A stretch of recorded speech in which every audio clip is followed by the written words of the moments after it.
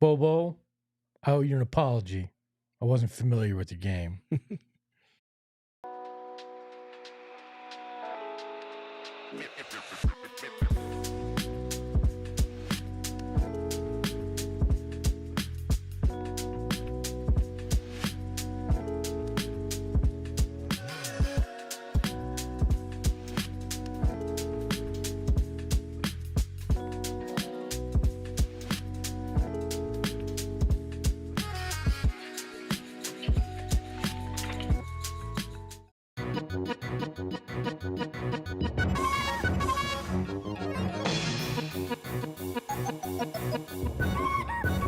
Pile out of the clown car and welcome into the PHNX Suns post-game show presented by Bet365.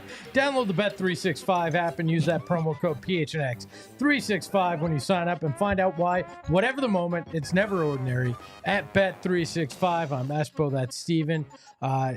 Shane, Daddy Deef, behind the Mac, making the magic happen tonight. And you know what?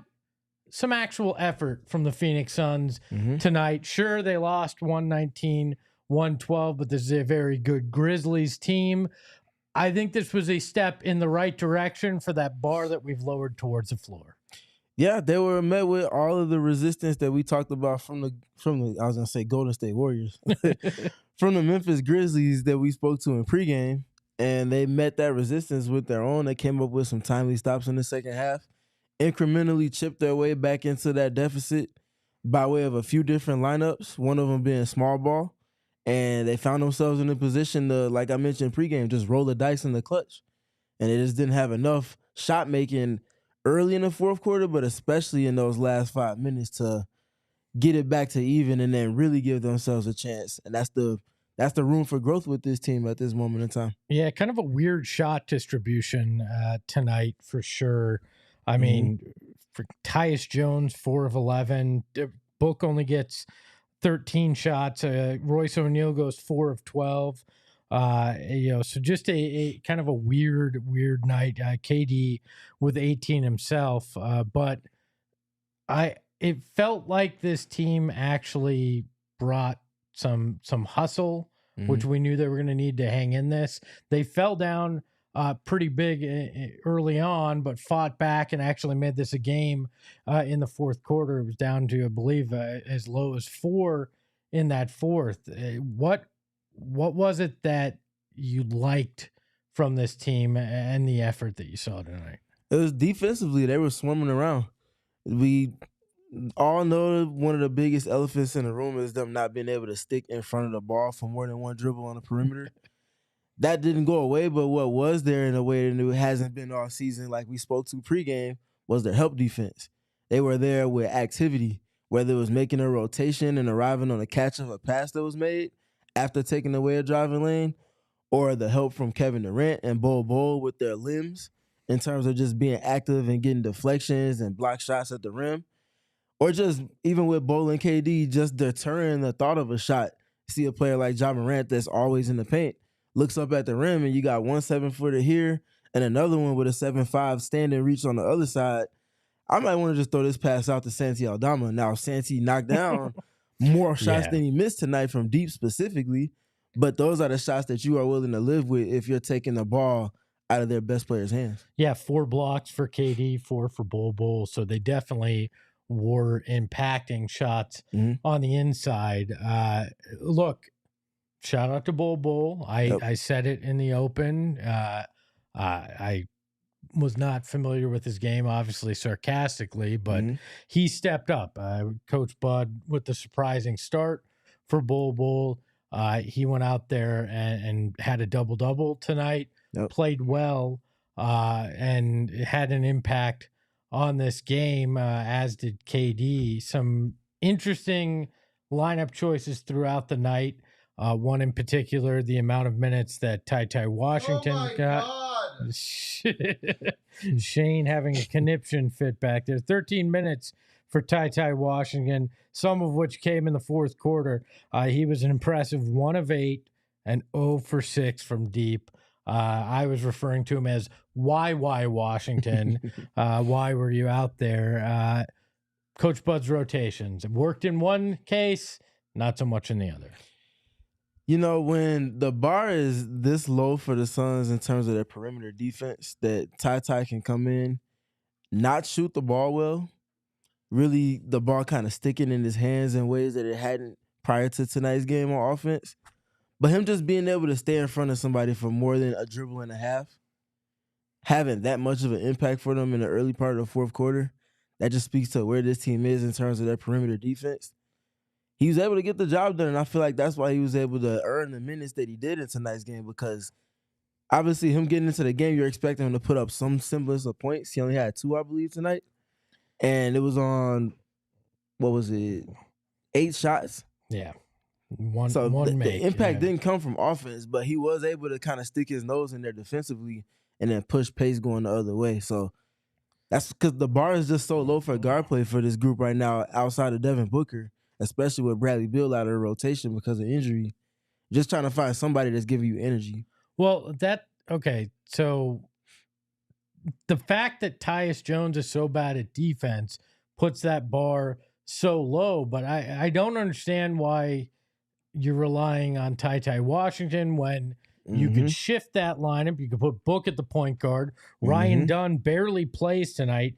He gets a grand total of 5 minutes and doesn't even get a shot in that time. I do not understand why one of your best defenders is sitting on the bench. Not even when you're one, struggling. Your best. That best perimeter defender for sure.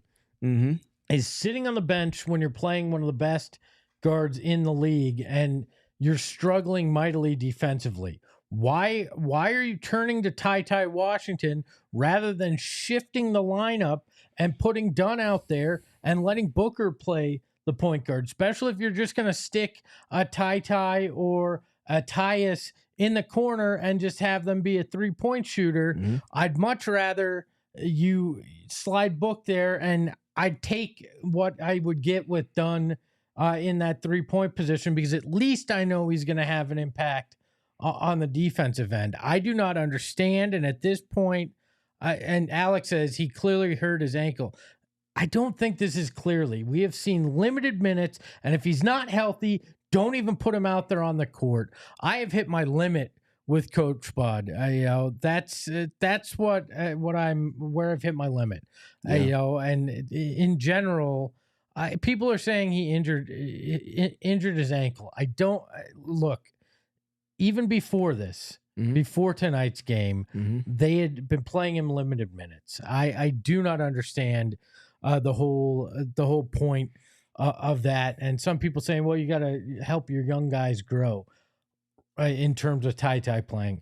I'm sorry, you're at a point where right now you have no draft picks, so there's zero benefit to being outside the play-in looking in. You've got to do whatever it takes to get in there. Now is not the time to all of a sudden decide you want to help your G League guys become NBA players, right? Then that's not the time to do it. So I don't get it. I think this is the time where you got to look and go, a game like this is 100% on Mike Budenholzer, where other times you can look at other things. Tonight was a Coach Bud problem as much as anything.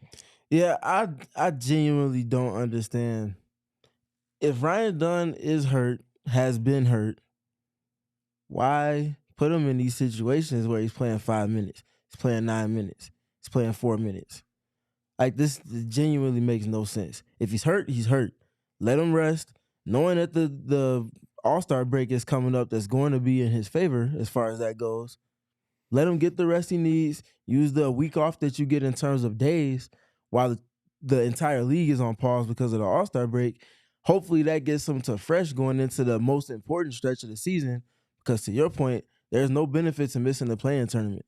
And there's no rhyme or reason why this team should be missing either the play-in tournament or just not outright making the top 6 in the Western Conference. Yeah, I don't understand a lot of that. We saw a very dumb challenge yet again on that Booker foul that was pretty obvious, a foul. And it was funny to me because it came minutes after Stan Van Gundy said, well, Coach Bud was on that year hiatus. One of the major things he worked on was when and when not to challenge plays. I don't think he worked on it hard enough. Let's be honest with that, right? Like that was yet again another misstep in terms of how to challenge in those times, and it came to bite you in the back half because there was a goaltend that was called at one point. There were multiple things throughout this game in that fourth quarter that you could have challenged. It would have been better than what you used your challenge on. Yeah, they didn't control their controllables well enough in this one, and one of them being the clear coaches challenge tussle that's going back and forth between Bud and the people that are basically giving him a yes or no and whether he should make the decision or not to go with it or go against it.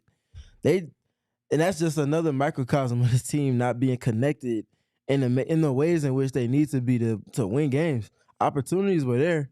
Shane even screamed that Memphis was asking to lose this game in multiple stretches. And they left the back door open for you a handful of times. Oh, yeah. Triple J, we talked about him being the best player for the Memphis Grizzlies comprehensively this season.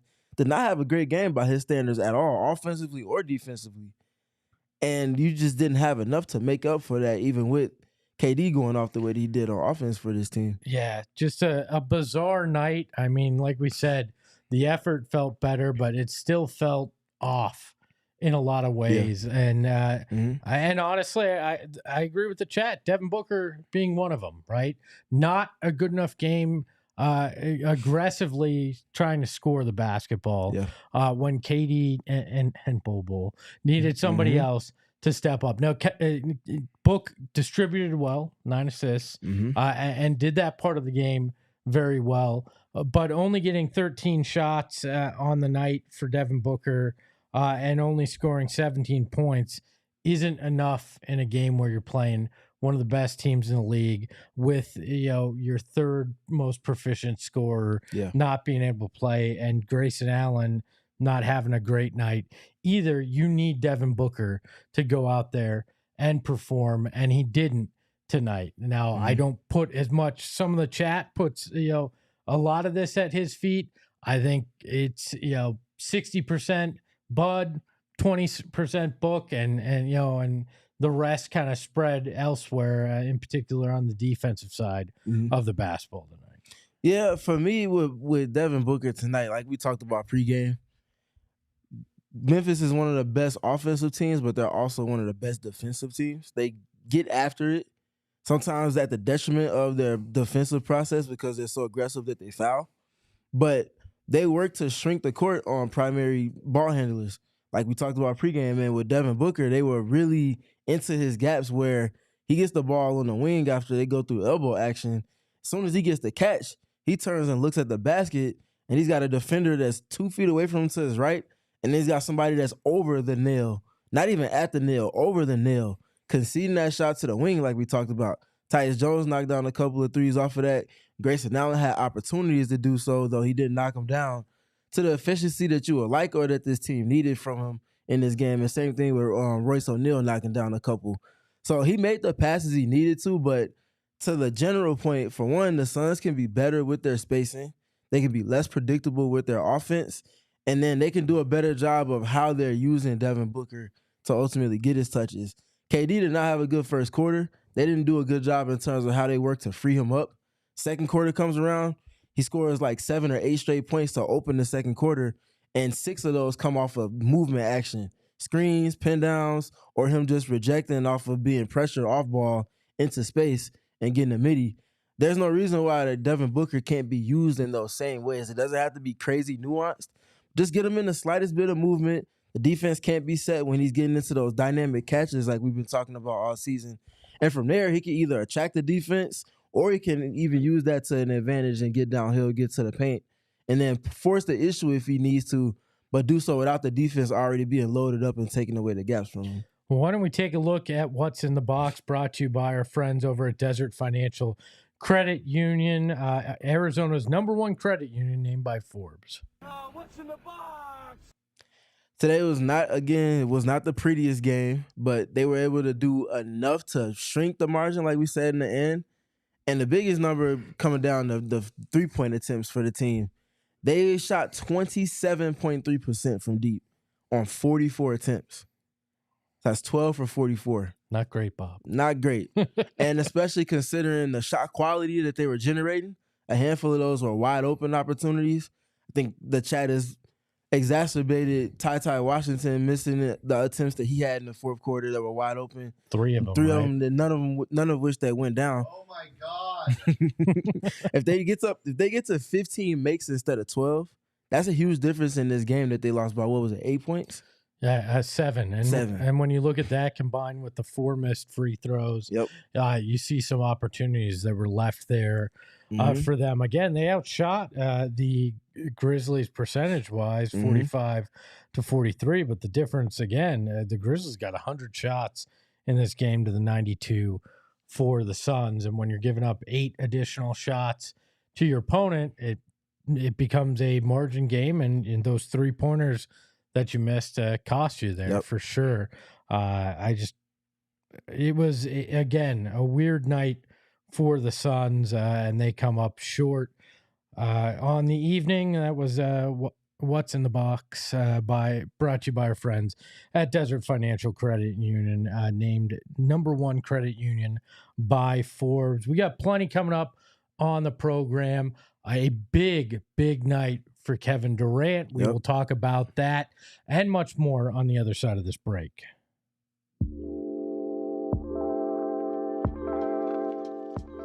I was talking about our friends over at Desert Financial Credit Union, and they've been in town for 84 years. I'm telling you, it's 85 now because we've been saying it's gotta be 84 for, I think, 18 months now.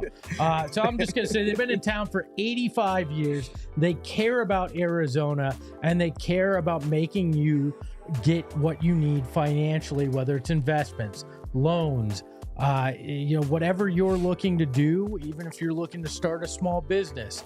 They want to help you reach those financial dreams, and they want to do it with the least hassle possible. They are fantastic in the way they deal with you, the customer, and they want to give you $200. Stephen, what would you do with $200 if I just handed you $200 right now? I'm throwing it into my savings account. They love it, and they got a savings account that you can do. All you got to do is go online, open an account, and you're going to get $200 in bonuses. That's desertfinancial.com. Go check it out. /200. You're going to get $200 in bonuses when you open a checking account. I want to tell you about our friends at the Carol Royce team. They are family owned and locally operated. 3 generations of family members serving the Valley of the Sun.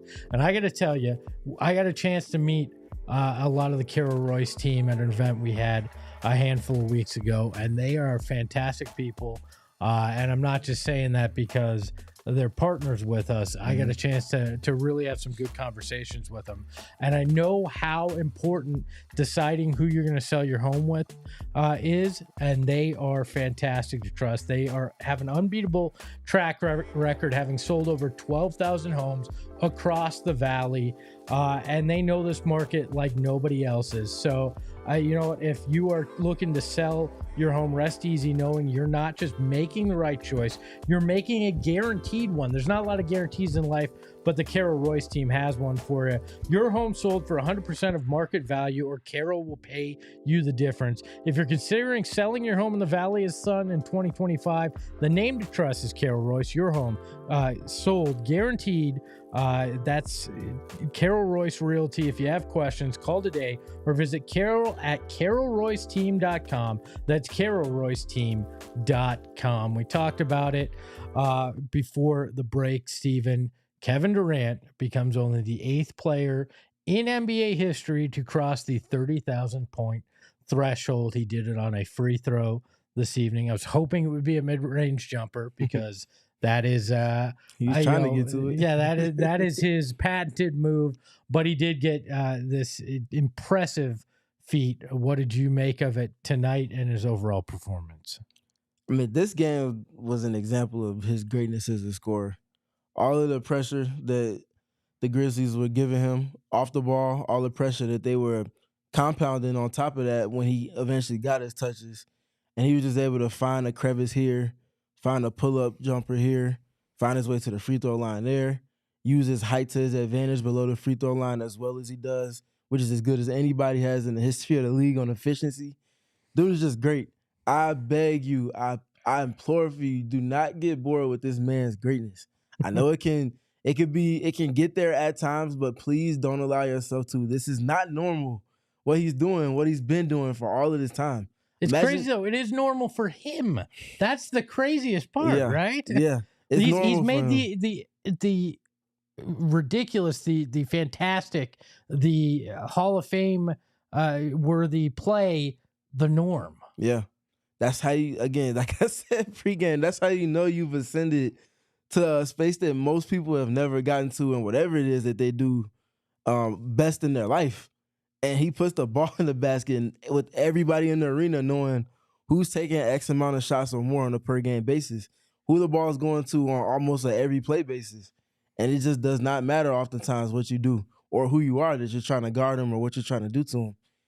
That man is just different. He's just different. Well, I mean, there was that one play earlier in the game. He cuts down the lane, jukes 2 or 3 times, gets to the rim, and you're like, this man is 36 and is playing just like he did when he was 26. And he's getting to whatever spot he wants to get to. Yeah. He's getting the buckets that he wants. It was unbelievable this evening to watch it. And you're right.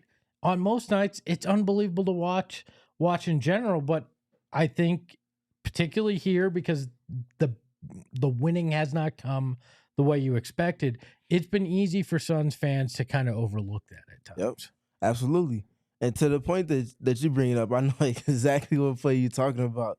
They tried to send a double team after he started dribbling down the paint, and he just spins the other direction, spins right to daylight, and then just pulls up casually, and then backpedals down court. It's just another shot that he's taken in countless drills.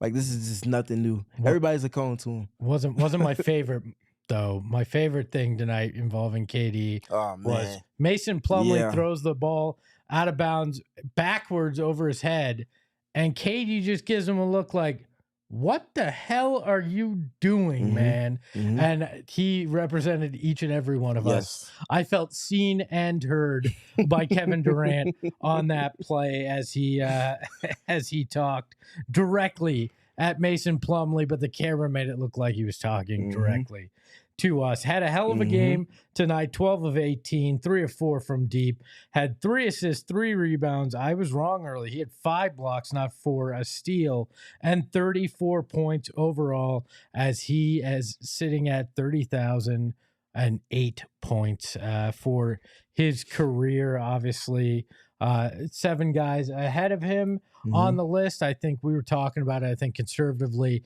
he could get up to that 5, maybe pass Michael Jordan, but we talked about in pregame. This is a guy that, since his game's not predicated on pure athleticism, and he's still able to get to his spots, could do this well into his 40s if he so chooses. He's truly the essence of a basketball savant. The skill that he's had since he entered the league and has just added more layers and efficiency and effectiveness to it, but also matching it with the mental and understanding everything that's going on, what teams are trying to do to him, how he can combat it, how he can find pockets to go against the grain. His greatness is you start to say the same things over and over again because he's just so great if you talk about all of it. And I feel like we've done a great job of speaking to how great he is outside of just putting the ball in the basket this season. And again, you can't be this great for that long without continuing to find ways to add. He's continuing to do that. And I think that's what's so frustrating. And I don't put the blame on Kevin Durant for where they are. I mean, they're a sub 500 team, but he's played at another level, and it's tough because he still is that great.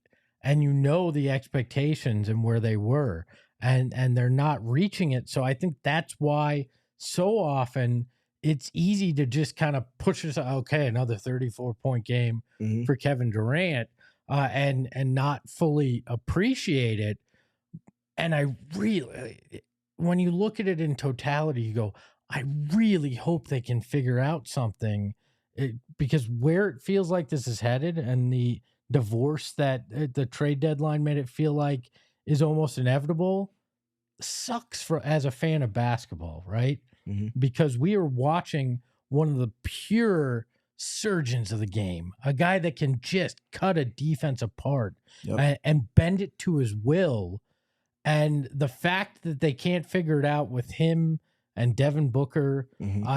And they put some quality bench pieces around him and it doesn't click is so frustrating because it could very well cost us the opportunity to watch this greatness on a night in, night out basis. And I think we need to appreciate it for the rest of the season on the chance that it's not around next season. And in honor of Kevin Durant hitting 30,000 points, the chat needs to get us to 30,000 likes.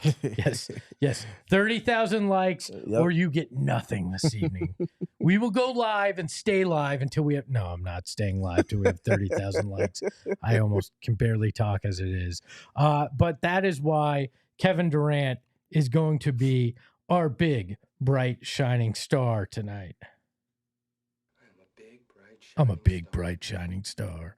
I think that's what he says. It is our big, bright, shining star brought to you by Gila River Resorts and Casinos. You do you at Gila River Resorts and Casinos. Visit playatgila.com for more details. And like we talked about, not just because he crossed that 30,000 threshold. Tonight was another vintage Kevin Durant performance. He gave it everything he had this evening on both ends of the floor, and it is disappointing that it did not lead to a win.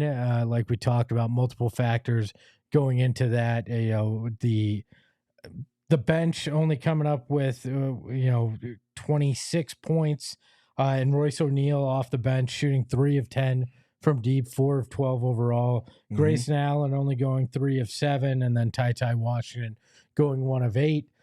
Puts it in a tough position. And then when you add on the fact that Devin Booker only scored 17 on 6 of 13 shooting, it makes it very difficult to get a win against one of the best teams in the NBA, despite the Herculean efforts on a night like this from Kevin Durant. Yeah, I think he did as much as you could ask for from him on both sides of the floor.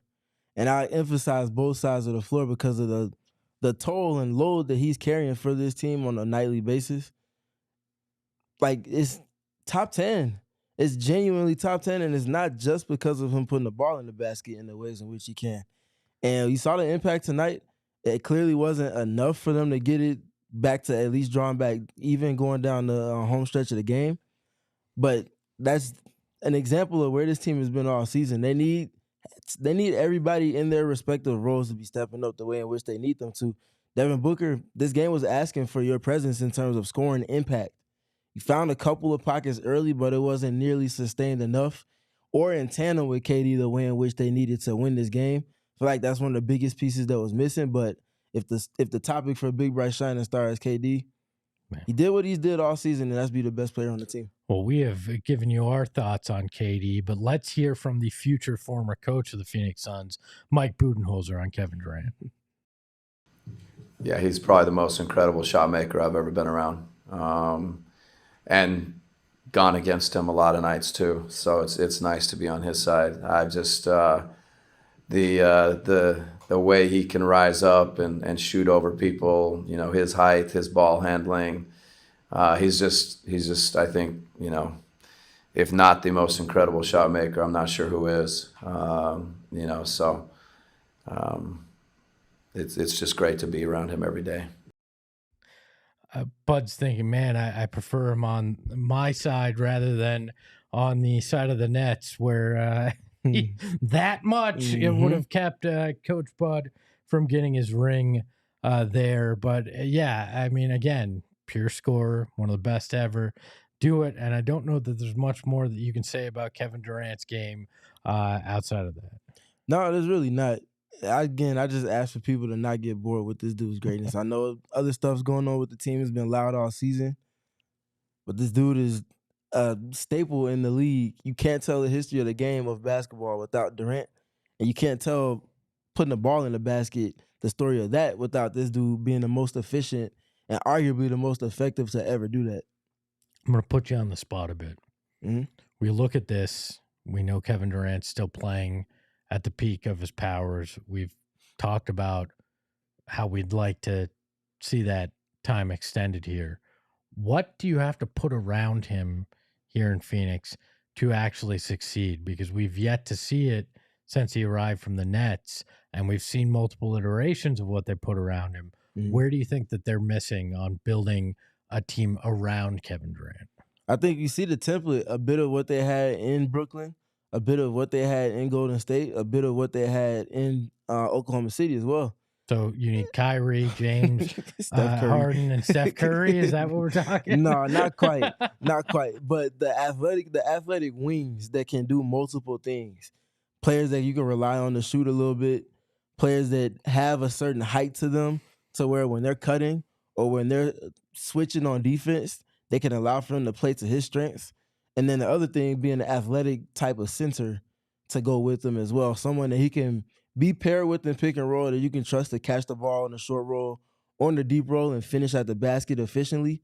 We saw what he did with Jock Landale, and that's no disrespect to Jock Landale, but if you have someone that's a better athlete than him, that you can play on longer stretches with KD in the front court, that can be better defensively than Jock was, you start to get the most out of KD, but you also get the most out of your center position. And I think that's something that this Suns team really needs going into next season. They need to figure that part out. And then the other big thing with KD is just having snipers on the court. You already have one player in your superstar 1A, 1B, however you want to rank them, with Devin Booker, that clearly plays in a complementary way off of Kevin Durant. What about everyone else? Grayson Allen does so well, but then what else? You got to be able to fill that gap for this team. You have to fill that. To that point, you have to fill that gap for this team to get to where they ultimately want to be. It's crazy to me that when you look at KD's tenure, the best fit at center may actually have been Jock Landale. And that, again, not a knock on my guy Jock, for sure, but that says a lot about the roster building here and where they failed around him. And I'll say real quick, when you figure out the puzzle pieces that are having two top-tier players that play a complementary style of basketball to one another, that should make I'm not going to say it's easy, but it should make the job easier of finding players that fit the roles around those two. I know they have a big three here, but fit has the trump names and what players may have done in the past when it comes to constructing a roster. It's a literal science to it. It's not just, okay, this player's name matches the type of player. It's either the exact player that you need, because if not, he's in the way. And I'm, again, not to bring it back to Tyus Jones, but me and Gerald spent all last season saying that this team does not need a point guard, because at the end of the day, you get to the last 5 minutes of a 4.5-point game. Is he going to be bringing the ball up the court? No. He's going to be sitting in the corner, so why not have a shooter or someone that can be a decent shooter but a plus defender in those most important lineups for your team? I feel like that's a great bit of what's been missing. Let me pose this question. Come on, you're supposed to say, so not Ty Washington. Well, yeah, I think I've used all my ties tonight. Okay, all right. I feel like for the last 2 years, 3 years, like when Suns fans were ready to move on from DA, it was always like, just go get like a Rashawn Holmes, go get an athletic center. They finally went and got one in Nick Richards. Why is that not working? Because I get what you're saying about Jock, but you have an athletic guy that can rim run, plays defense. Why is he getting phased out of lineup already? What's not working? What's not clicking? What do you see from a basketball perspective that's not gelling already? Well, there's still chemistry to be built, for one. And when you're being robbed of the opportunities to build that chemistry, that's an issue in your process in and of itself. How you expect for a player to get to where you want him to be if you're not allowing him the opportunities to either make mistakes or just generally be on the court and get those game reps with those players. But at the same time, though Nick is a piece to that, I still never felt that he was a starting caliber center. I feel like I pretty much said that every time his name was brought up before he actually became Floor raiser, not a floor raiser. Yeah, exactly. I was thinking more so he can be a piece that bridges that gap, but you need another piece in addition to him for him to be his most effective, but also not be over relied upon. I don't feel like he can play more than 30 minutes. When he does, it hasn't been the most effective. So if you can get him in your 1B center role and just throwing names out there, if you can get someone like Nick Claxton, fits that same mold, can switch more, can do a little bit more versatility-wise on offense, now you're really cooking, because you got a physical brute force in Nick Richards, and then you have a piece that's more agile, more versatile, and gives you that vertical spacing, which is kind of what I'm hinting at too. Yeah, I think you're right. It's a lot of chemistry and just trying to figure that out. And we may never see that happen with him in particular, Unfortunately, and Kevin Durant. Look, it's unbelievable, but I have to admit that I was despicable last show, and I'll do that after this break. Oh, another loss, and you know what that means. I'm gonna head over to our friends over at True Leaf and get some of that sweet cannabis from Colt Cannabis, that premium flower and that variety that they bring, and they have the exclusive magic marker at True Leaf. Now, the Valley's been asking for her. Yeah, you didn't know it was her, but they've been asking for her, and she's back, baby. She's back. Visit trueleaf.com to find the local shop near you, or place an order and tell them PHNX sent you. Great flowers are hard to find these days. Luckily, our friends at Colt Cannabis have been dropping absolute fire. Like, that's right, fire here at our PHNX studios and now at your local True Leaf. That includes the True Leaf exclusive Magic Marker strain. You're gonna love it. The new True Leaf location has opened up in Maricopa because I heard Johnny Venerable had left town, and they said that's a great place to be. So head over to trueleaf.com to find your local shop or to place an order online, and tell them Eric Ruby sent you from PHNX. They'll like that for sure. And then Circle K. I was low on gas today. I had to drive out to the ends of the earth to meet, once again, Johnny Venerable, the marginally okay Cardinals host. He had a bunch of our equipment in a backpack. It sounds really creepy. It wasn't. I picked it up and I went, oh my God, I'm out of gas and I'm in the middle of nowhere. But guess what? There's a Circle K right here.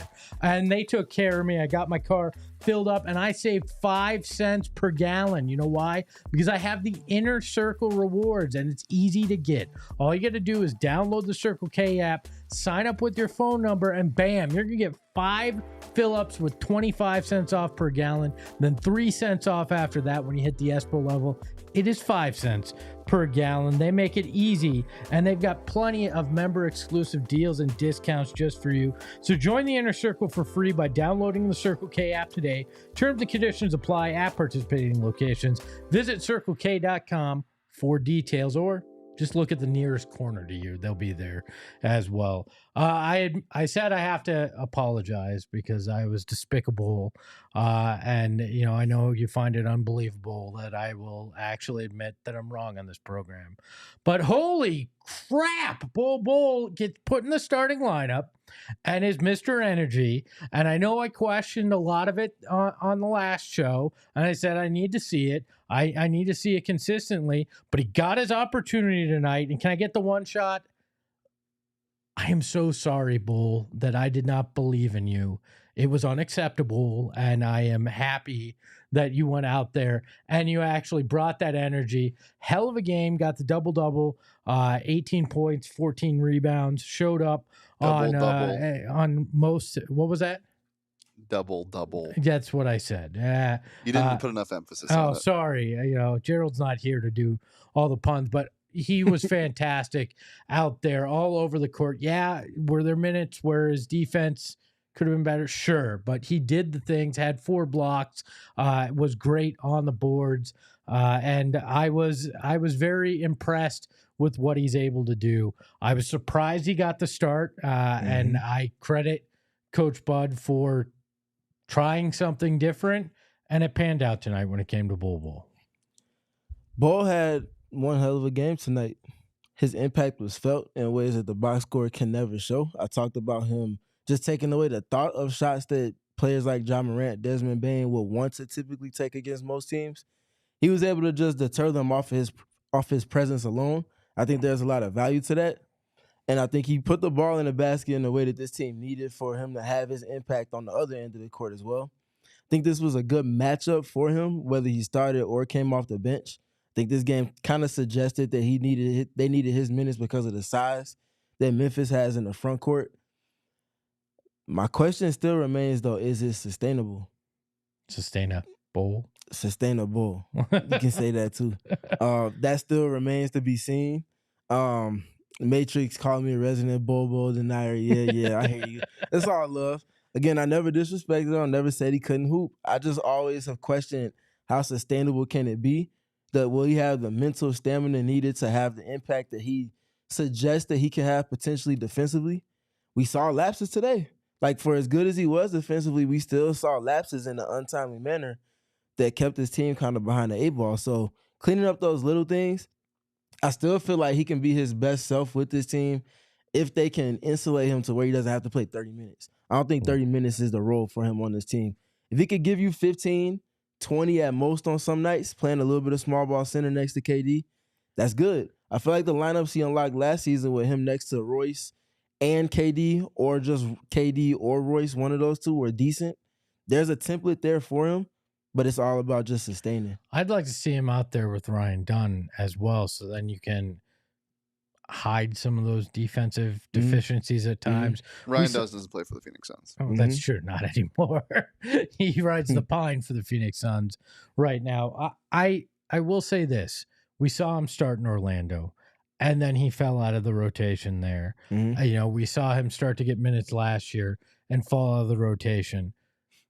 There has to be a reason for that, but I hope that this opportunity is where he locks in, and whatever that's been in the past doesn't rear its ugly head again, because this team can use his excitement, can use his abilities on the boards and defensively, and pull 15 to 20 minutes out of him, like you're saying, that could really help them get where they're going, which is sad that we're now like, hey, get in the play-in, but that's the reality of it. So I'd like to see what he can do. He's earned more minutes, obviously, and a continued spot in this rotation, even when Bradley Beal comes back and those minutes shrink for guys, and if Ryan Dunn, whatever doghouse he's found himself in, even if he finds his way out of it, I think Bol, at least for the time being, has earned minutes. I do want to pick a bone with one Shaquille O'Neal, one of my arch nemesis,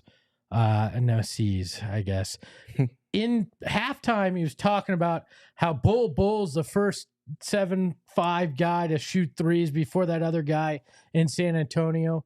Shaq, you're older than I am. And even I know his father, Manute Bol, was doing that. He hit 6 threes in a game against the Suns here in Phoenix in 1992. So get your history straight, man. Bol's dad was actually the first guy, right? And Bol did it, and now that guy Wemby in San Antonio is doing it too. But give his dad the appropriate amount of respect. Put some respect on the Bol name, if you will. I know you're in love with Bol Bol, but that doesn't mean you don't give Daddy Bol some love there. All right. I just had to get that off my chest. You know what? That's why we're going to name not Manute, but Bol Bol our X Factor tonight. X gonna give it to you. I got to do our sounders tonight. Shane's a little behind the times on our sounders.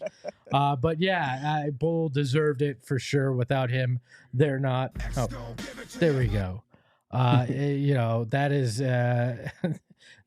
well deserving, because without him, they're not even in shouting distance in this game. No, and again, his impact was felt. Congratulations to him for staying ready. It's not easy for a role player to have not played a majority of the season outside of garbage time minutes, and then get an opportunity, it not work out the way he needs to. He kind of goes back to that same role, and then gets another opportunity. Some of it because of injury, some of it because the team is in a bad way, and he's able to inject some life into them. Like, that's part of the play. That's part of your job as a role player. He did his job tonight, and he did it in a way that was far exceeding what his deemed role with this team is. So, again, congratulations to him, and I hope he continues to sustain it. But to the point, you can't ignore what's preceded him with the ups and downs. You call it the roller coaster, and I feel like that's appropriate. We see these extreme highs at times, and then we see them mixed in with lows. Sometimes the lows are louder than the highs. Can you find a middle ground and streamline that? That's what remains to be seen from him.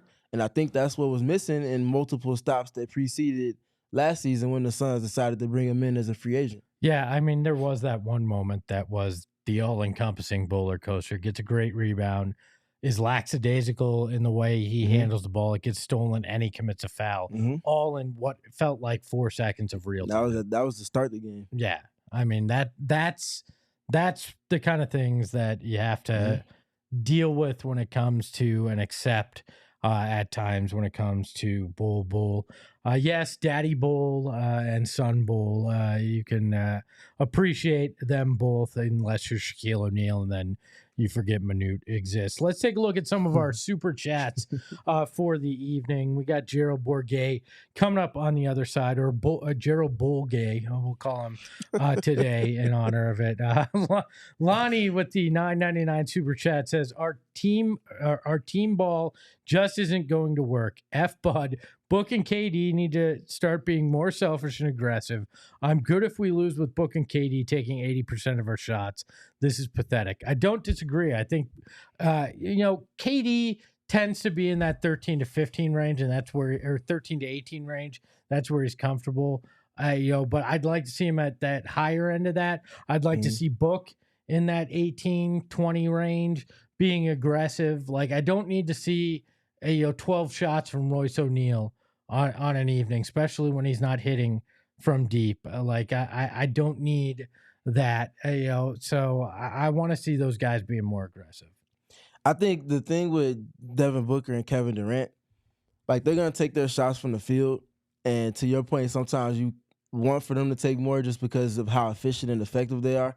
The higher your efficiency, the more it suggests you should take more of the shots that you are within your profile. But the counter to that for me is always the free throw attempts. Because if, for example, tonight, KD, to your point, 18 field goal attempts, he makes 12 of those, but he also goes 7 for 10 attempts from the free throw line. That's exactly where you want. That indicates aggression.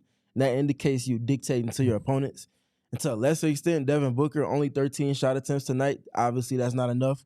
We already detailed how he was being defended and why the Suns' spacing did not play complementary to that.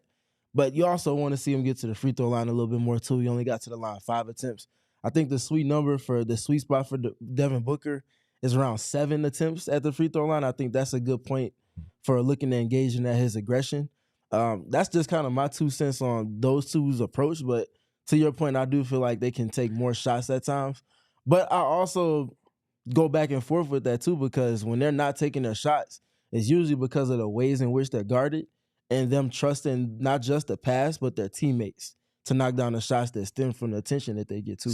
Sometimes I think they could trust a little less and accept that them taking a defended shot is probably higher percentage than some of those guys next to him taking a wide open shot, especially come crunch time. Exactly. That's fair. That's fair. Like, and I'm not saying force things, but I think there's a fine line, and I think they can both,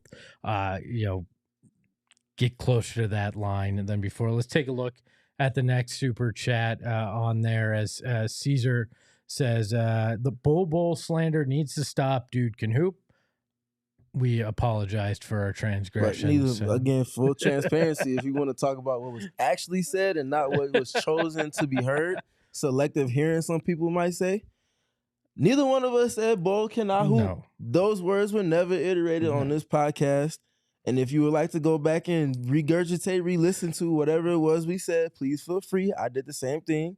I'm sure Espo did the same thing. No one said that Bol cannot hoop. We just asked if it was sustainable and would it have the type of impact that this team, who's already offensive-minded, needs for their role player group. It's that simple. I've just learned in marriage, sometimes it's what's heard that you need to apologize for, not what you meant. So I've just learned with our chat, I'm going to treat it like that too. I apologize for my Bol Bol slander, and I hope you can accept that. I'm speaking for myself here then. I'll gladly let you get your ISO touch. Now it's my ISO touch. For people that don't know me, hi, I'm Steven Prejean Garner. I spent a solid 2.5 weeks last season going through Bol Bol film as well as writing about him in detail with another media outlet. So I feel like if anybody is in a position to not slander but positively criticize Bol because you know that you see the potential in him, it would be me. And if you have gripes or issues with that, feel free to go to my YouTube channel, Steven PG3. You can find me on YouTube. All you got to do is go to my page, type in Bol Bol. You'll see 2 film sessions. You can also Google me. You'll see my written work, and you'll see the detail And I went against the grain last season, spent the whole time saying that Bol has an impact for last team's context. That's not the same context roster-wise as this team. He has to show it with this team. I'm just going to say this straight to you, Steven. If it happened on another outlet, I don't acknowledge that it exists. So I have the credentials on this outlet to talk about Ty Washington because I edited one single season preview that Gerald made. We're going to get to the rest of your super chats here shortly, but Kevin Durant did speak about crossing the 30,000 point milestone. So let's hear from KD. Man, it's a true honor to be in the same category as those players who helped shape the game and push the game forward. And that's always been my goal, is to get the most out of myself every day and the most out of my career. And so to be mentioned with those guys means I'm doing something right with myself. I feel like I'm, all the people that helped me out throughout this journey, I always talk about them and how much they mean to me and how much they impacted me to help me get to this point. So, just grateful for all my teammates, coaches, family, friends that just poured in me, invested in me as a basketball player. So it means a lot. Yeah, it was incredible, man. I heard the crowd when I made the free throw, and then when I went back to the bench. The crowd's been great ever since I've been here, supporting me. They there early in games watching us work out. They there at the airport sometimes. And I'm just always grateful for the people who spend their hard-earned money and time to come watch us and be around us. So I never felt that the fans wasn't supporting me or anything to that nature. So I'm glad that they showed up and showed out tonight. And I'm just upset we didn't get the win for them, but glad they can cheer for something. Yeah, classy by the fans, giving that standing ovation, recognizing the moment and showing KD appreciation, especially after the week we've all come off of as Suns fans and what Kevin Durant came off of personally, which had to be difficult. I know you and Gerald talked about it yesterday, but obviously first time that KD has ever found himself in trade talks like that. So it had to be a tough one for him, but glad that he got the moment here. We got plenty more coming up, your super chats, and the sexiest man reporting on Suns basketball as well after the break. No, I'm not talking about me either. Look, the other day I was out in Tempe, had to go to an event, and the great Leah Merrill drove me out there, but I had no way to get back to the studio. So I downloaded the Waymo One app, typed it in, got back here. A great experience, an autonomous vehicle, no driver behind the wheel, no human behind the wheel. And they've been doing it since 2015, fully autonomous. It is unbelievable. It is safe. It is fun. The clean vehicle. You're driving in a Jaguar. You can control the music. And it is not a ride share. It's you by yourself. I had some peace and quiet driving back to the studio, being able to think before I came back because Waymo takes care of it. You can change the music, but you don't have to because they have this nice lounge elevator music when you enter that you can just, it's almost like you get, if you're going somewhere for 15 minutes, you get that time to just turn your brain off. It's fantastic. It's fantastic. Like you said, fantastic. Waymo's autonomous ride-hailing service consists entirely of all-electric Jaguar I-Pace vehicles. So if you want to know how the other half lives, you can drive in a Jaguar yourself, providing a consistent zero-emissions experience for all their riders. Waymo has over 40 million miles of real-world driving experience. That's enough to drive from here to the moon 80 times. As we know, you can't drive to the moon, but in theory, you could. So download the Waymo One app today and ride today as well. Let's dive back into the super chats. Makai with the $4.99 super chat says, I see positive take from this game. Grizzlies' plan was to dare the role players to hit big shots, and they didn't. Ty missed threes. No Morris? Yeah, Monte and Ryan Dunn kind of buried on the bench tonight. But I agree. Positive to take from this, and looks like if they can get some of the shooting around those guys, you could win a game like this. Yeah, like we spoke on pregame, Memphis dares teams to make the shots they need to outside of their best players. and they bet on themselves winning, defending, and rotation. And though the Suns' ball movement was good tonight, the Grizzlies' rotations were half a bit better, and that ultimately led to them winning this game. Yep. Don Davius with the $4.99 super chat says, we saved the Hawks from giving a guy like Tyus Jones any legit money. In exchange, they should take Beal in the offseason. It's only fair. I don't think it works like that, Don. Cedric says, apologize right now to Bol. Like right now, we did. I apologize, Bol. Please forgive me for all my transgressions and everything that I did to hurt your feelings at any point. And I did recognize Daddy Bol as well. Terrence's Tidbits says, Coach Bud is clueless when it comes to lineups. Bol Bol gets minutes, but Ryan Dunn plays only 5. There's no cohesiveness to this team whatsoever. That is a correct statement in terms of the cohesiveness for sure, but can't knock on the Bol Bol minutes tonight. We want to get straight to the one, the only, like I said, the sexiest man covering Phoenix Suns basketball out at the arena. It is Gerald Bourguet, brought to you by Carol Royce. It's from home court, presented by the Carol Royce team. Your home sold guaranteed. Arizona's fan favorite real estate team, where Carol will guarantee to sell your home for 100% of market value, or she will pay you the difference. Learn more at carolroyceteam.com. Beyond the light, there shall only be one. Welcome, New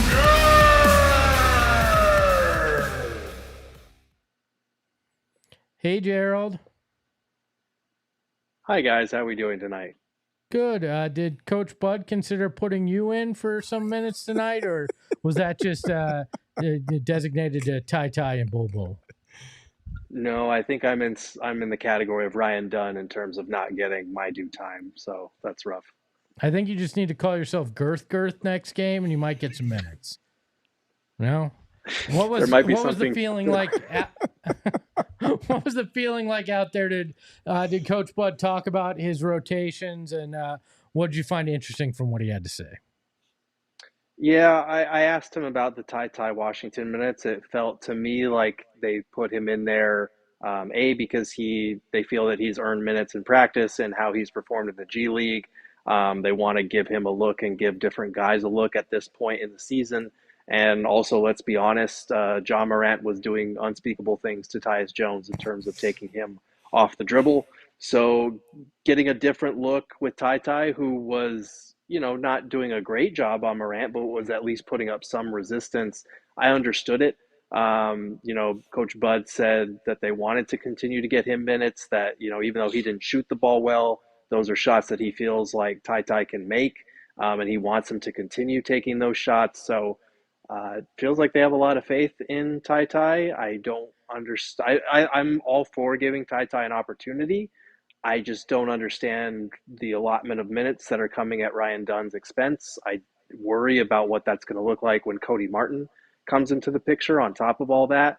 I feel like the Bol Bol button is one they could have pressed weeks ago if they really wanted to give this a look. And Bol has played great. Like he's been solid defensively. He's still going to make mistakes, but at least offensively, like tonight, he was putting up some points to kind of counteract that and getting some blocks and rebounding the ball well, all of which you need him to do if you're going to run out lineups that don't have a traditional center out there with them.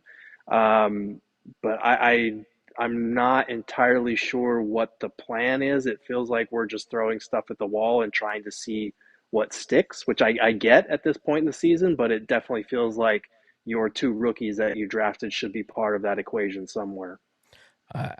Bud does understand that Ty doesn't mean he's twice as good as Tyus, right? Like, I just want to make sure. Steven, go ahead and ask real basketball questions now.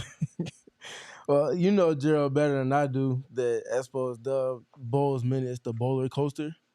We see the highs and lows all the time. We've detailed the highs and the lows going all the way back to last season. Today was a game where the highs were a lot higher than the lows, more sustainably. What was your kind of assessment of his minutes tonight, and what was the general conversation like from the players and from Bud about Bol's performance in this one? Yeah, for sure. And just for the record, to anyone listening at home, It was me that did the roller coaster. Espo is my hype man, and Excuse he is the me. loudest one. But I just had to let everyone know that where the roller coaster originated from. But no, I thought he was very good tonight. Like I said, he was blocking shots. He was hitting shots, which is something that the Suns have not gotten consistently out of role players recently. And this is the third game in a row where he's been able to do that. The touch that he has in the paint feels pretty automatic at this point. And the three ball, he's been taking it with confidence. He's been knocking it down at a respectable clip. And then defensively, like I said, he was on the boards tonight, which is something that's not always a guarantee despite his length. I still think there were quite a few instances where they were targeting him defensively, especially in the first half. And that's something to keep an eye on because that is one of the biggest obstacles to Bol carving out sustainable minutes for himself. But I think we're at the point in the season where you have to give him a continued look, and that's what Mike Budenholzer said after the game, that they feel that there's some pull there. They feel like there's an envelope that they can push in that regard in terms of him remaining in the starting lineup possibly. So we'll have to see how he continues to perform. Again, I think when you bench Bradley Beal for Ryan Dunn, you thought Dunn was going to be in that spot for quite a while, be a fixture there. Now he's out of the rotation. I think things are very fluid right now, but it sure seems like they need a little bit more size and athleticism in that starting lineup. So Bol is now their kind of de facto guy there. Some concern from the chat in terms of Devin Booker's aggressiveness this evening on offense. I'm not sure if you got a chance to talk with Book at all, but kind of what were your thoughts on his game tonight, in particular on the offensive end?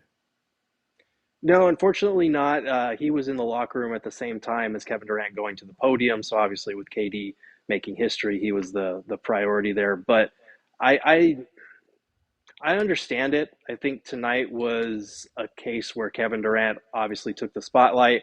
I think Bol Bol stepped up in a big way and knocked down some shots. I do think he had a lot of attention on him, and just like Kevin Durant does. The difference is that Kevin Durant is an all-time great, and he's a near 7-footer who can elevate over most players and get to his spots in the one-on-one.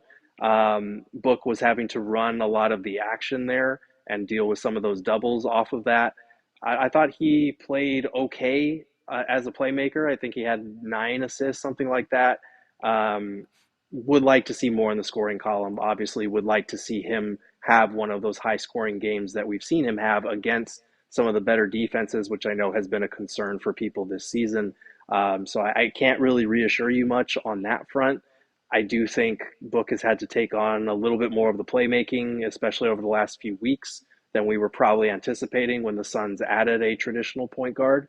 But that's just kind of the nature of him creating advantages a little bit better than Tyus with the ball in his hands. And I think that's going to come at the expense of his scoring some nights. Gerald, one correction for you. I'm just going to ask that you don't let Kevin Durant convince you that he's not a 7-footer. I heard you slip up and say near. That man is 7'1", okay? Don't let him convince you. I know he's very convincing with his words when it comes to his height. Do not let that man convince you that he's not 7 feet tall.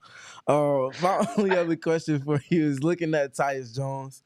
A lot of conversations about him. The lack of production on both ends of the floor has led to people thinking that he should be who's replaced in that starting lineup. Do you feel like tonight was a game where he kind of staved those conversations and discourse off for a night? Or do you still maintain that he needs to be the one that is going to help to spark a change in the rotation? No, I think this was more evidence that he needs to be the one coming off the bench here moving forward. Just the size that you're giving up on a play-by-play basis on the defensive end, the fact that he is not, a tenacious or a pesky defender.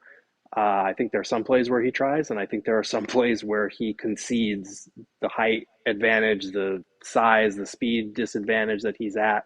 And it's glaring how often teams are attacking him right now. So unless he is having a really sharp shooting night, or he's able to get by his defender and create for other people on the offensive end, I just don't think he should be playing as many minutes as he's currently getting. And it's nothing against the guy. I think he's a great human being. I think he's a smart point guard. He minimizes turnovers. He brings things that the Suns could use with that second unit in particular.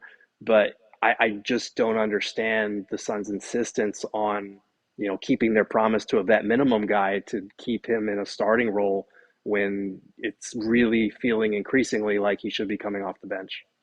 Gerald, can you do me a favor? The next time you see Royce O'Neal, can you ask him the name of his therapist? Because I want as much confidence in anything I do as that man has when shooting 3-pointers, whether they're going in or not, because he has not met a shot that he does not like. And I'm impressed with his confidence with that. It is honestly impressive, just like it is that he usually follows or precedes that shot with a ball fake of some kind.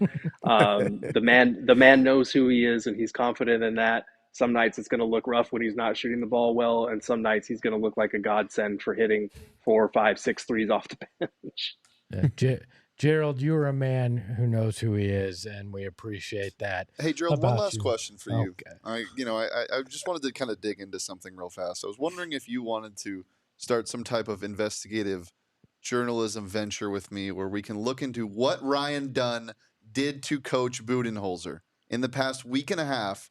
What did he do? I think that's a fair question. I'm all for it. This is the type of investigative journalism I was hired for. And I feel bad because Eric Ruby was in the building tonight to watch his guy play, and he only got to see him for 5 very short minutes. So now we know why. The restraining order was intact, so Ryan couldn't be on the court because he would be too close to one Eric Ruby. I understand now. Let's get monocles, Sherlock Holmes hats, fake wooden pipes. Gerald, we're going to do the whole dang thing. That sounds great. We need a theme song, so start thinking of that. Oh, I got it. Don't worry. He is Gerald Bourguet. Follow him at Gerald Bourguet for all his writing, and we look forward to seeing you in building tomorrow. So we'll see you then for the post-game tomorrow, pre-game and post-game tomorrow. Sounds great, guys. See you then. All right, let's get to the rest of your super chats before we get out of here for the night. We've got Deetsy, I guess, from what it looks like. Deesteezy. Yeah, that's what I was trying to say. We can't beat young teams and struggle with trash. That is true. Accurate. I can't read that. Maradonial Lawson. Maria Dior Lawson. Thank you. Mm-hmm. I'm having Do you want a me to tough just time read the super chats? Why don't you read the super chats? That'll help me. $4.99 from Maria. She asks, can someone please explain to me why Ty would even be in over Monte? Why no significant Dunn minutes? Why take KD out during critical points? Nope, nobody can move it. Well, I think Ty and is on Bud's good side, but Monte and Dunn formed a crew that went and a heist crew that went and stole Bud's championship ring to give it to Book to make him happier, and they got caught. So Bud has put him in the doghouse. That's an interesting perspective on that. I'll just take this time to highlight something that Keith Smith, who you recently were able to interview. I was gonna say report on interview. Excuse me. He wrote over at Spirac about potential buyout candidates, and Monte Morris was the one that he mentioned for the Suns. If they go the route that Gerald's suggested, that I've suggested, that you suggested, and benching Tyus Jones and making him the point guard that comes off the bench, and they start point Book essentially and put another wing in the starting unit, that shifts down minutes, and that makes it inconceivable for him to get any more minutes with this roster. Why not open yourself a roster spot to appease something that might come open on the buyout market for you? That just makes, if he's not going to play any minutes for your team and you're playing one of your G League players above him in the rotation, it just makes sense at this point. Yeah, maybe they're already even having those conversations, and that's why he's not playing. Mm-hmm. Shane? Ashtray says, congrats, Bull. This is mean. Did enough to convince everyone to forget why he's terrible. Give him 5 more games. You'll be clawing your eyes out again because of him. Steven, you didn't have to put together. I'm just kidding. Exactly. No, look, it's not that bad. Shane, No. I'm going to let you read them because I can't Yeah. see the screen right now. So Dylan says, Ty overdone. WTF, bud? Like, seriously, what are we even doing here? He was so obviously the worst player on the court tonight. How did he get fourth quarter minutes? Welcome to what we're all trying to figure out, Dylan. Teddy says, Bol Bol has earned a spot in the rotation over somebody I don't know who. Also, it will be a sad day when they trade KD in July. Bartlestein's ruining everything. Appreciate the super chat, Teddy. Unfortunately, when you're speaking to minutes in the rotation, over IDK who is not going to solve it because you only have X amount of minutes that you can disperse throughout your rotation, throughout your lineups. If he's getting minutes, that means that someone else is not getting minutes. You can't just plug it in and everybody else, the ship stays afloat. Somebody's going to have to lose and kind of drop down within their role. Tonight, it was Nick Richards and Mason Plumlee to elevate Bol. I think that was appropriate for the matchup tonight. And Bol obviously answered that in spades. But in other games, like against Houston, who has Alfred Şengün and Steven Adams in the front court. Can't do that. I don't know if that's the right answer in that matchup to go small ball against those two. But guess what? Out. Find out in about 20 hours from now. I actually think Teddy was talking about the G League player that Bud really likes, IDK who. He plays for the Valley Suns. Okay. He's going to get 20 minutes next game. Okay. IDK who? I'm looking forward to him stepping up. By the way, on the Bartlestein comment, I'm going to call my shot. Mark this down on the show. Mm-hmm. I'm going to call my shot. They're going to let our friend James Jones walk in the offseason.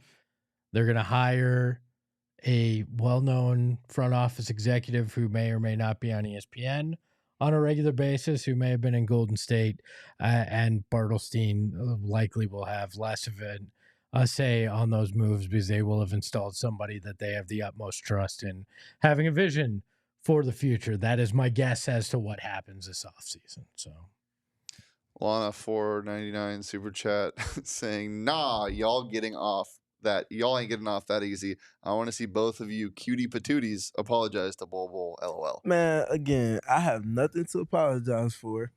I already spoke my piece. Meta get on his knees and beg nah, for seriously, that's what they're asking for at this point. Look, I'm sorry for Steven's transgressions, all right? I'll apologize for him, too. We were so wrong when it came to Bol Bol, and now he's a starter, and he's playing so well, and I'm sorry for Steve. Please forgive Steven and all those transgressions and all those marginally accurate things he said about Bol Bol on the last show. I'm sorry. Please. Again, I'm a grown man. I don't need another grown man speaking for me. I appreciate it, but I also do not need another grown man to speak for me. I'm more than capable of standing on my 10 toes. All I did was challenge him to be consistent in a sustained manner. Well, guess what, Steven? I'm not a grown man. I'm a man child. So I'll speak for you if you say it's okay. BCom see clearly $5 super chat. The Booker slander is crazy in the chat. He had a bad game. It happens. How do people even know if Durant will play next game? Calm the F down. Or calm down, but F. Yeah. Yeah, I don't understand how people are so irrational when it comes to both Devin Booker and Kevin Durant have one bad game over a stretch of games where Booker has been a top 15 player the last month and a half. Kevin Durant's been firmly top 12 all season long.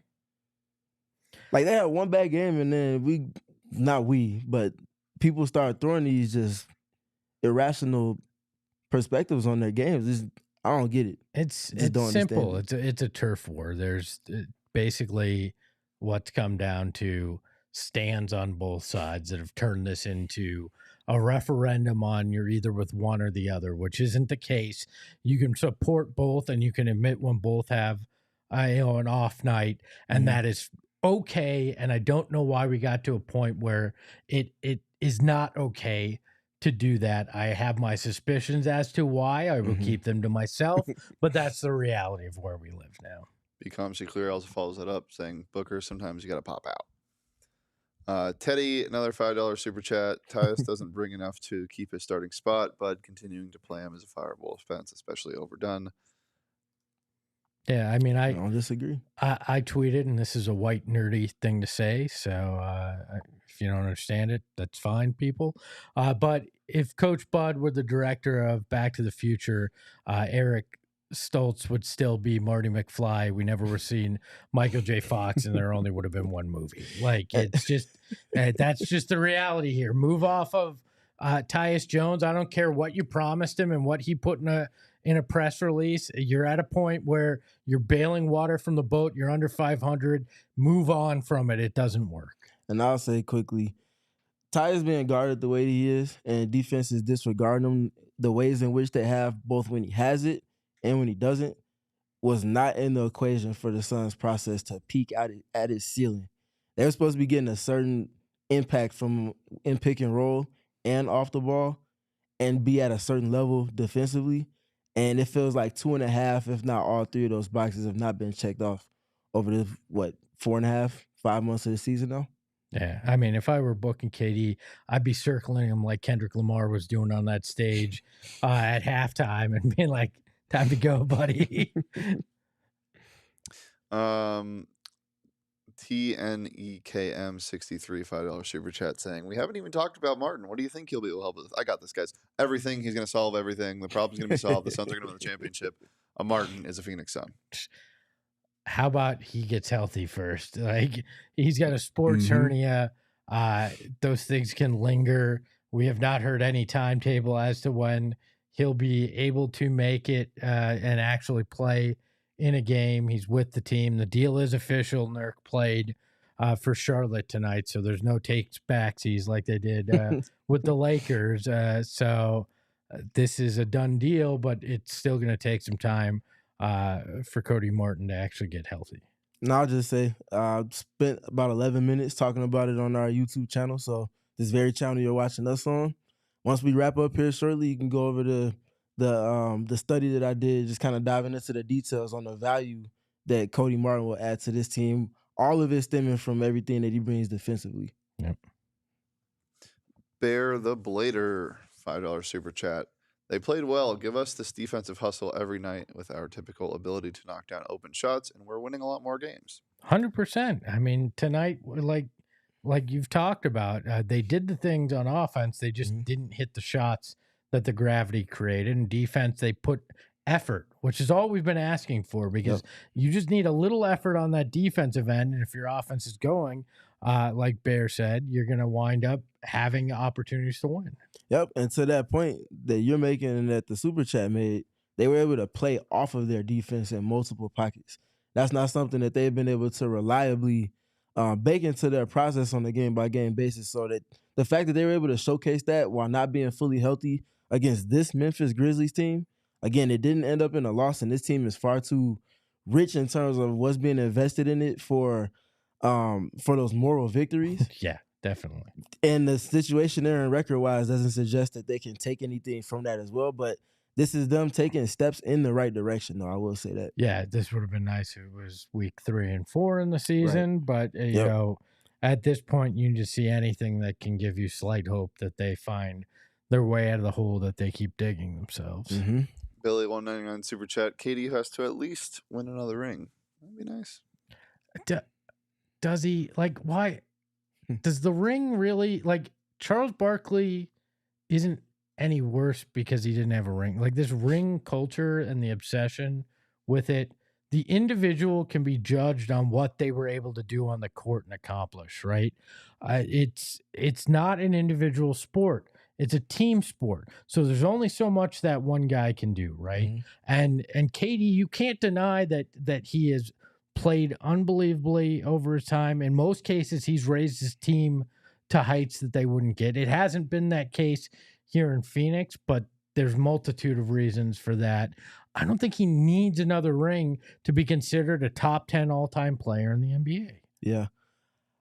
I don't agree that he needs another ring. I don't think he has to prove anything to anybody else about what his stamp on the entire story of basketball is. And I think that Giannis had a very transparent conversation after I believe it was after they got swept by Miami in the first round 2 years ago, where a reporter asked him, was this season a failure? And he dove into great detail, very transparent detail as to why it wasn't. And it wasn't him being defensive of himself, but it was just explaining the chronological kind of storytelling of an athlete and all of the things that players have to work through, and how one bad season or one season that the media might deem as a failure is not a dent in a person's entire, story that they're telling for their career. So if you know what I'm talking about from that quote from Giannis, you kind of understand what I'm speaking to. But if not, just kind of Google it and you'll see what I mean. Yeah, I mean, only one team wins a title. 29 other are left holding the bag every year. So that means that Michael Jordan had a failure of a season a couple of times because he didn't win it every single season that he played, and he's arguably the greatest all time. LeBron James has how many rings? Mm-hmm. So that means that he's been a failure how many times in his career? Tom Brady has how many rings? Less of a failure than others, but yeah, less of a failure than others, but still a failure. Yep. So when you put in that context to it, Agreed. BComC clearly, I appreciate the super chat. I ain't reading that. It's 12:15 on a Tuesday night.